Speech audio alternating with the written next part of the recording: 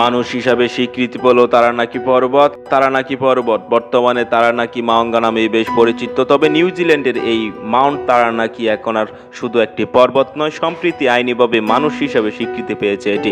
বৃহস্পতিবার এপির খবরে বলা হয়েছে, এই পর্বতকে স্থানীয় মাওরি জনগোষ্ঠী বরাবরই তাদের পূর্বপুরুষ হিসেবে ভেবে এসেছে।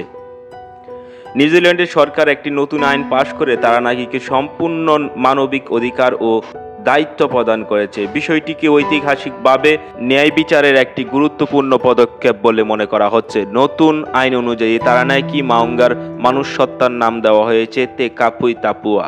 আইনিভাবে এখন এই পর্বত ও তার আশপাশের ভূমিকে একটি জীবন্ত ও অবিভাজ্য সত্তা হিসেবে গণ্য করা হবে।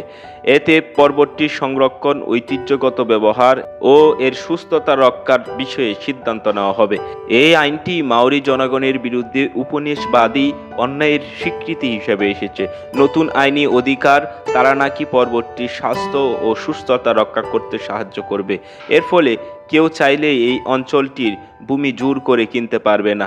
এছাড়া পর্বতটি ঘিরে মাওরিদের ঐতিহ্যগত ব্যবহার, যেসব প্রথা ছিল সেগুলো আবার প্রবর্তন করা হবে এবং স্থানীয় জীববৈচিত্র্য সংরক্ষণের উদ্যোগ নেওয়া যাবে। আইনটি পাশ হওয়ার সময় সংসদ সদস্যরা সর্বসম্মতভাবে ভোট দিয়েছেন। সংসদ গ্যালারিতে উপস্থিত মাওরি জনগোষ্ঠী আনন্দে মাওরি গান গেয়ে মুহূর্তটি উদযাপন করেছেন।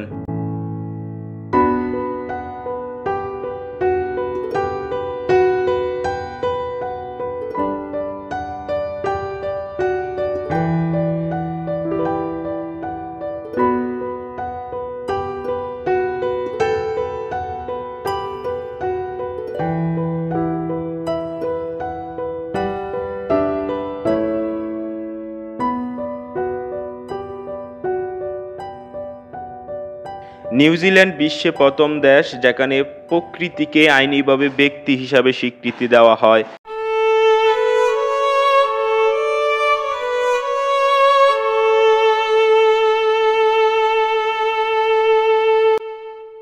এর আগে 2014 সালেতে উরেওয়ারা নামে এক বিশাল বনভূমিকে এই মর্যাদা দেওয়া হয়েছিল। 2017 সালে ওয়াঙ্গানুই নদীকেও একই স্বীকৃতি দেয় দেশটি। এবার তারানাকি পর্বতটি শুধু একটি প্রকৃতির সৃষ্টি নয়, এটি একটি জীবন্ত অস্তিত্ব হিসেবে স্বীকৃতি পেল। নিশ্চিতভাবে এই আইন নিউজিল্যান্ডের ইতিহাসে এক নতুন দিগন্তের উন্মোচন করেছে, যেখানে প্রকৃতি ও মানুষের সম্পর্ক আরও গভীরভাবে স্বীকৃতি হলো।